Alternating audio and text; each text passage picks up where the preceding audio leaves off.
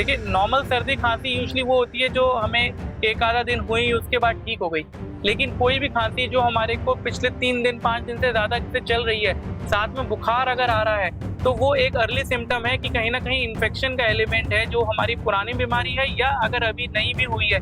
Outdoor की बात करते हैं तो बाहर भी कोशिश ये रहनी चाहिए कि जैसे हमें बारिश हो रही है स्पेशली एल्डरली पॉपुलेशन के लिए और बच्चों के लिए कि बारिश में भीगे ना। अगर गलती से बारिश में कभी ऐसा है कि कहीं निकले हैं, भीग भी जाते हैं, तो तुरंत कपड़े चेंज करें, गीले कपड़ों के अंदर ना रहें। नमस्कार दोस्तों, मैं दीक्षा चौधरी। स्वागत है आपका HPN न्यूज में, जहां हम विशेषज्ञों से दिलचस्प विषयों पर चर्चा करते हैं। तो आज का जो हमारा विषय है वो एक मौसम के बारे में है। एक ऐसा मौसम जो जितना सुहावना लगता है उतना ही चुनौतीपूर्ण होता है। जी हाँ, हम बात करने वाले हैं मानसून के बारे में। जो मानसून में बारिश की बूंदों के साथ हवा में जो नमी आती है, उनसे हमारे फेफड़ों, श्वसन तंत्र पर सीधा असर पड़ता है। तो हमारे साथ मौजूद है डॉक्टर उत्कर्ष गुप्ता, जो आपको बताएंगे कि कैसे आप अपने मौसम से होने वाली परेशानियों से छुटकारा पा सकते हैं। तो सबसे पहले तो मैं आपका धन्यवाद करना चाहूंगी कि आपने अपना कीमती समय हमें दिया। मैं चाहूंगी हमारे दर्शकों को अपने बारे में कुछ बताएं। मैं डॉक्टर उत्कर्ष गुप्ता हूँ। मैं consultant chest physician Fortis hospital Noida में हूँ। मैं पिछले 10 साल से पल्मोनोलॉजी और मेडिसिन के अंदर प्रैक्टिस कर रहा हूँ। मेरा क्लिनिक है नीतिखंड 3 इंदिरापुरम में और साथ में नोएडा एक्सटेंशन में। तो सर, सबसे पहले तो मेरा सवाल आपसे होगा कि जो एक मौसम चल रहा है बारिश का, तो सबसे ज्यादा कॉमन प्रॉब्लम लेके आपके पास क्या लोग आ रहे हैं? देखिए, बारिश का मौसम जैसे भी आपने बोला बहुत अच्छा लगता है लोगों को, बहुत अच्छा। बारिश के मौसम में घूमना फिरना सब बहुत अच्छा रहता है, लेकिन मौसम बहुत चुनौतीपूर्ण भी रहता है, स्पेशली उन मरीजों के लिए जो बहुत समय से लंग्स की, हार्ट की, इन सब प्रॉब्लम्स के साथ में जूझ रहे हैं। इस मौसम के अंदर नमी बढ़ जाती है हवा के अंदर और वो नमी जो है वो काफी दिक्कत करती है, जैसे एलर्जी, अस्थमा, COPD। पुराने ILD के मरीज जो हैं इन सबको एग्जैसरबेशन होने लगते हैं, इनकी सांस फूलने लग जाता है, खांसी, बार बार नमी की वजह से जुकाम होना और ये सारी दिक्कतें जो होती हैं ये बढ़ जाती हैं। और फंगस इन्फेक्शन, फंगल डिजीजेज, इन सब की दिक्कत भी बहुत ज्यादा होती है, क्योंकि हवा में जो नमी होती है उसकी वजह से डैम्पनेस आती है। घर के अंदर भी हमें दिखता है सीलन आने लग जाती है, नालियां ब्लॉक हो जाती हैं, उनकी वजह से जो कीटाणु और कीड़े वहां पे पैदा होते हैं वो भी साथ में इन्फेक्शन का एक रिस्क क्रिएट कर देते हैं। तो सर, सबसे पहले तो मैं आपसे जानूंगी कि जो मानसून के मौसम में सर्दी, जुकाम, सांस लेने में दिक्कत जो होती है, वो प्रॉब्लम क्यों होती है, और ये हमारे फेफड़ों पर और जो हमारा श्वसन तंत्र होता है, इस पर कैसे असर डालती है? देखिए, हमारा जो सांस लेने का तरीका है इसके अंदर मॉइस्चर एक लिमिट के अंदर अच्छा रहता है, लेकिन मानिए अगर ऑलरेडी कॉम्प्रोमाइज लंग्स हैं जहाँ पे एलर्जीज और सब चीजों के लिए हम लोग प्रोन है, उनके अंदर जैसे ही ये मॉइस्ट आता है, जैसे ही एयर चेंजेस होते हैं, हमारे देश के अंदर मल्टीपल सीजन्स आते हैं, मल्टीपल सीजन्स के साथ में जैसे जैसे मौसम बदलता है, सर्दी, गर्मी, गर्मी, मानसून, मानसून के बाद फिर सर्दी, ये वाले जो सीजन चेंजेस होते हैं, तो वैसे वैसे एयर क्वालिटी चेंजेस होते हैं। इन एयर क्वालिटी के जैसे चेंजेस आते हैं तो एयर के अंदर पॉलेंस आना, अलग अलग तरीके के एलिमेंट्स आते हैं, और वो जो हैं वो सांस के अंदर जो लोग ऑलरेडी एलर्जिक हैं, ऑलरेडी जिन लोगों को कोई दिक्कत है, उनको वो दिक्कतें बढ़ा देता है। तो सांस फूलने लग जाता है, खांसी आने लग जाती है लोगों को, और खांसी के साथ में बलगम कंजेशन क्रिएट करता है, क्योंकि मॉइस्ट एयर है ऑलरेडी।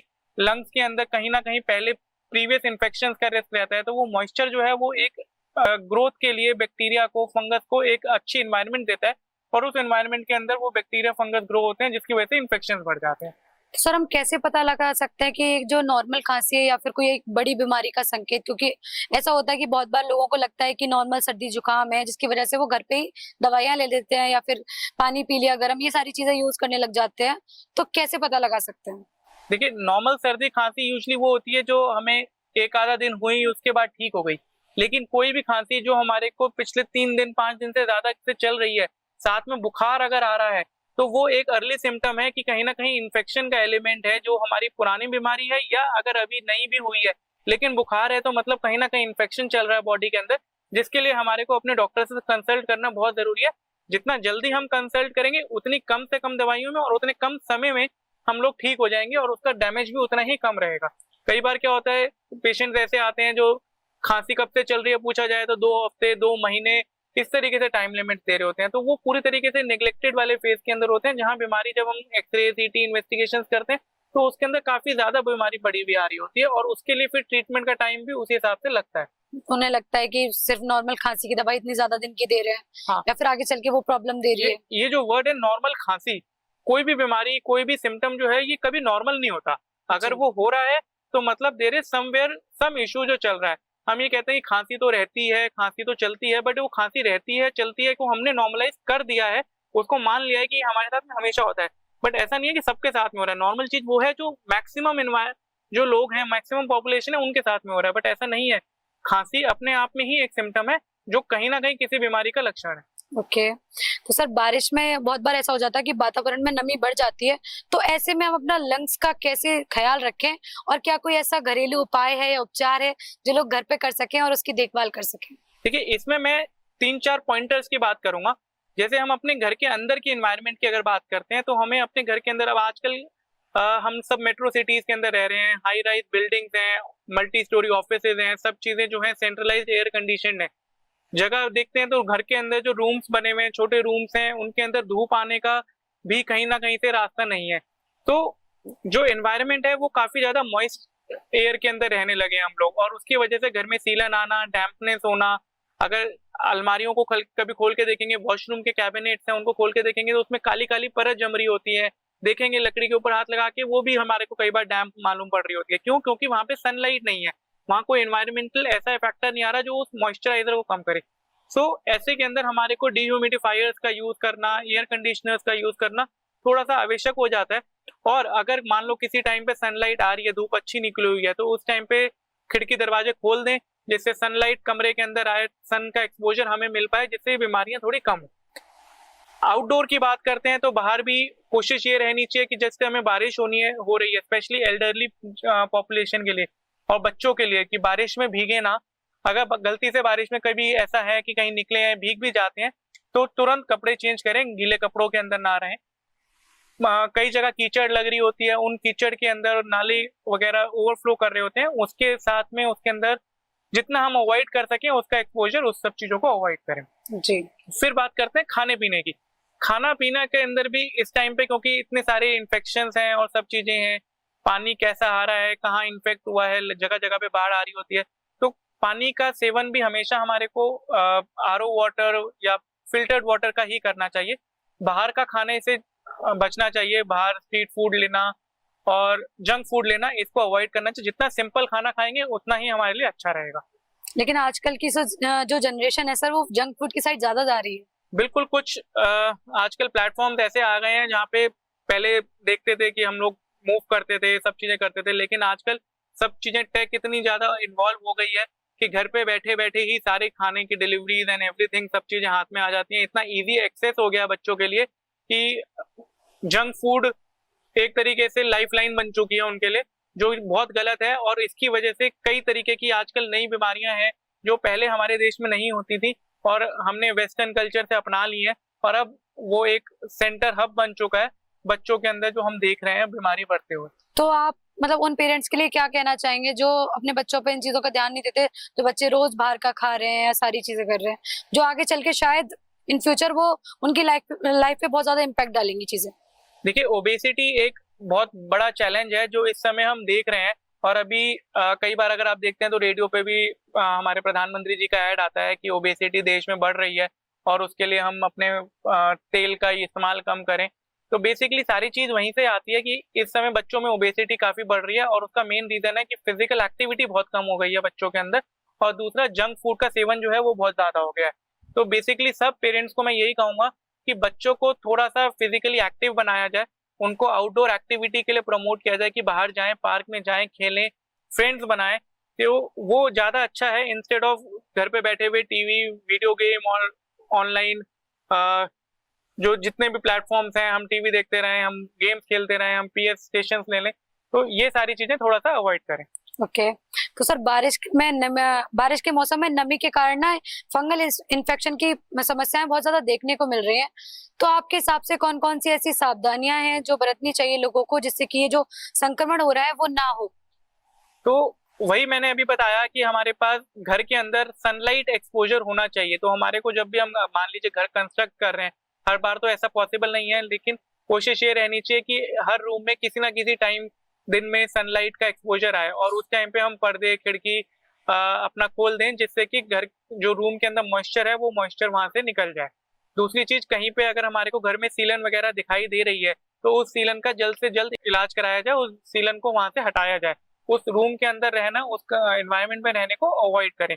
कुछ पेशेंट्स हमारे घर में, अगर हमारे घर में कोई ऐसे हैं जो ऑलरेडी किसी क्रॉनिक बीमारी से जूझ रहे हैं, तो उनके लिए उस एनवायरनमेंट में रहना बहुत खतरनाक है, तो उनको उस एनवायरनमेंट से सबसे पहले निकाला जाए। कई फर्नीचर ऐसे होते हैं जो फर्नीचर गल रहे होते हैं, उनके अंदर सीलन वगैरह का वो होता है, तो उस फर्नीचर को भी हम अपने घर से जल्दी निकालें। क्या सर कोई अर्ली साइंस भी होते हैं इसमें जो लोग मतलब पहले से सतर्क हो जाए उन चीजों में?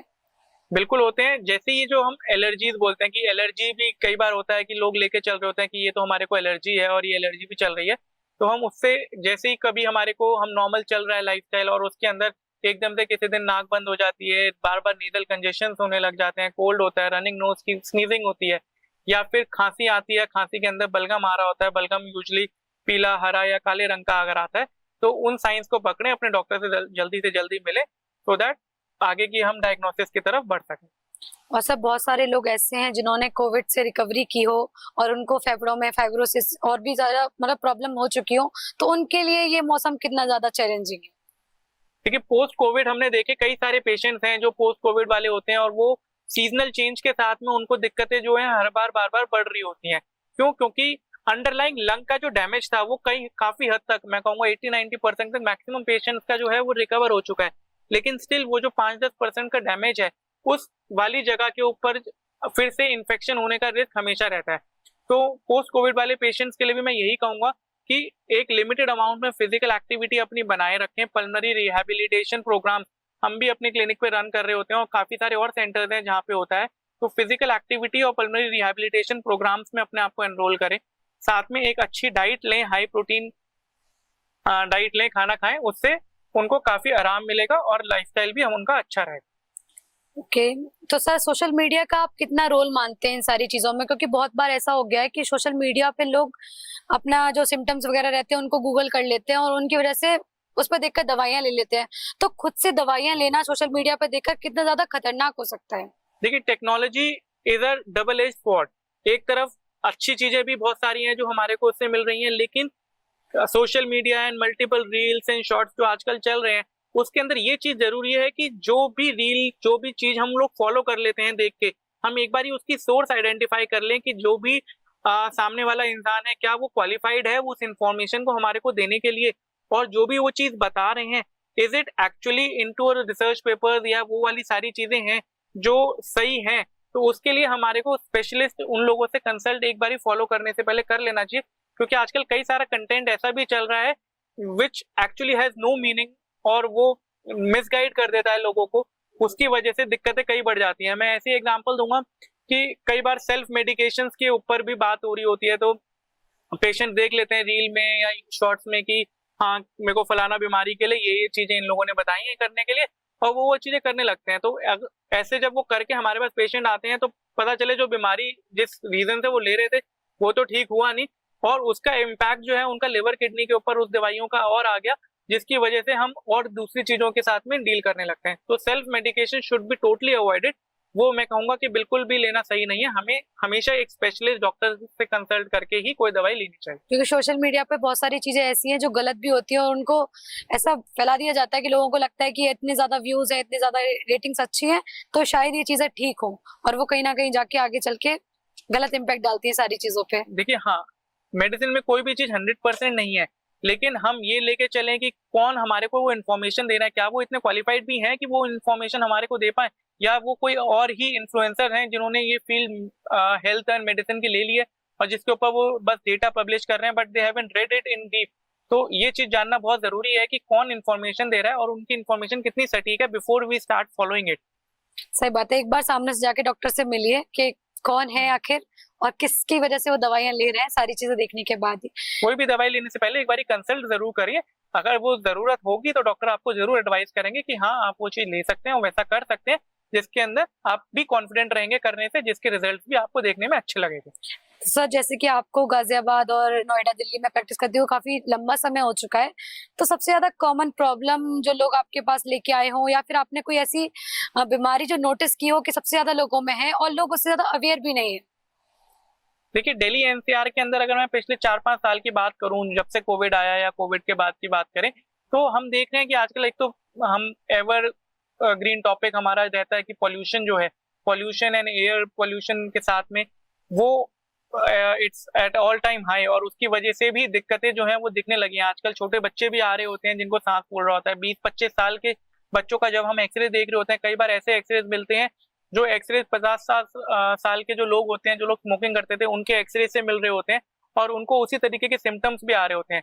तो एक तो पॉल्यूशन की वजह से होने वाली दिक्कतें, उनकी वजह से सांस की दिक्कतें, ये एक राइज पे हैं आज की तारीख में। बाकी because of the seasonal changes, allergies, asthma, tuberculosis, ये सारी चीजें जो हैं ये हमारे पास रोजाना के दिनों में हम देख रहे होते हैं। तो अगर मैं अपनी क्लिनिक की भी बात करता हूँ तो मेरी क्लिनिक के ऊपर भी इन सारी बीमारियों का ऑन डेली बेसिस हम लोग इन सब चीजों से देख रहे हैं कि पेशेंट्स आ रहे हैं। एवरी एज ग्रुप जो ब्रैकेट है हमारा, वो सारे पॉपुलेशन आ रहे होते हैं। वी रन पीएफटी टेस्ट, हमारे पास पूरा कंप्लीट पीएफटी का जो लंग फंक्शन टेस्ट के इक्विपमेंट्स होते हैं वो हैं। We have a sleep lab with अस।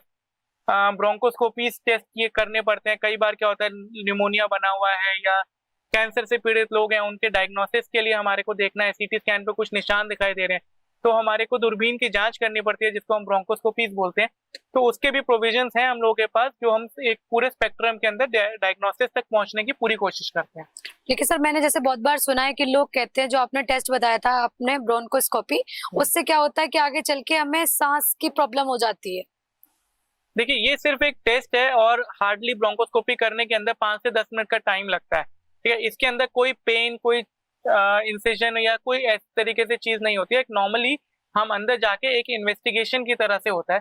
ठीक है, इसके अंदर कई बार हमारे को थेराप्यूटिक पर्पज से भी करना होता है कि मान लो कभी किसी बच्चे ने कुछ ऐसी चीज, पेन का ढक्कन है जो निकल लिया, कुछ कर लिया, उसको निकालने में भी ये चीज काफी काम में आती है। लेकिन ये होता है कई बार एक परसेप्शन हो जाता है पेशेंट का कि मैंने वो करा उसके बाद से दिक्कत हो गई, बट नहीं, वो उसके बाद से दिक्कत नहीं हुई, वो एक अंडरलाइन कंडीशन है जो रीजन से हमें करना पड़ा और वो बीमारी की वजह से ही वो दिक्कत है। जब तक वो ठीक नहीं होगी तब तक दिक्कत भी ठीक नहीं होगी। और सर बहुत सारे लोगों का मानना है कि जो बारिश में नमी वाला मौसम हो जाता है, उससे बचने के लिए वो क्या करते हैं, अपना एसी बंद कर देते हैं कि अगर एसी बंद रहेगा तो नमी नहीं होगी। तो ये सही है और क्या हमारे लंग्स पर ये ठीक असर कर रहा है, क्या चीज? नहीं, एसी जो आजकल जितने भी एसीज आ रहे हैं उन सब के अंदर एक डीह्यूमिडिफायर मोड भी आता है।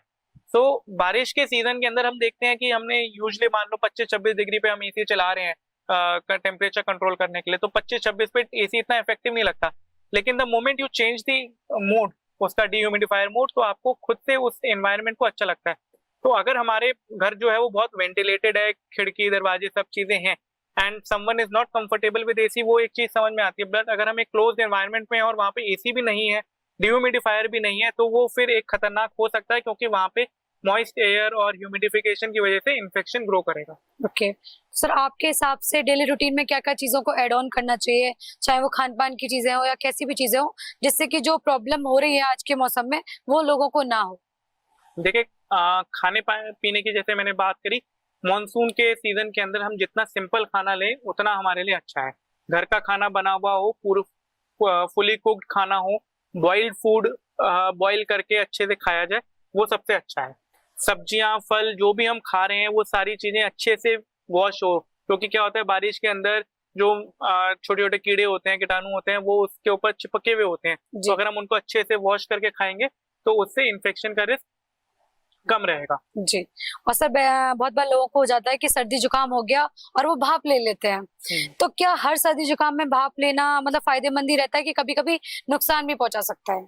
देखिए यूजली तो बोला जाता है कि यही सुना है सब लोगों ने कि स्टीम जो है वो एक तरीके से फायदेमंद देती है, लेकिन नहीं, हर केस के अंदर ये चीज ऐसे नहीं होती कि every time steam is good. कई बार क्या होता है कि जुकाम इतना ज्यादा होता है कि नाक से खून भी आने लगता है, तो उस केस में ये मॉइस्ट एयर जो है वो अच्छी नहीं रहती है। ओके। दूसरी चीज, कई बार पॉलिप्स होते हैं नाक के अंदर और वो नाक अंदर से छिल रही होती है, तो हम गर्म हवा जो अंदर ले रहे होते हैं वो भी नुकसान कर रही होती है। कई बार जो सर्दी जुकाम होता है वो टॉन्सिल्स की वजह से होती है, तो उस केस में जब हम बोलते हैं कि गरारे कर लो या भाप ले लो, तो वो अंदर और उस चीज को बढ़ा देती है, वहां पे और दिक्कत, इन्फेक्शन बढ़ जाता है। जी। तो सर लास्ट मैसेज जो हमारे दर्शकों को आप देना चाहेंगे जो इस मौसम में बहुत सारी परेशानियों से जूझ रहे हैं, तो वो कौन कौन सी ऐसी सावधानियां बरते जिससे कि जो परेशानियां उन्हें हो रही हैं वो ना हो और जिसको हो गई हैं वो उससे बच सके? देखिए, पहली तो सबसे पहले मैं यही बोलना चाहूंगा कि सब लोग स्वस्थ रहें, और वो हम सब प्रार्थना यही करते हैं कि सब लोग स्वस्थ रहें।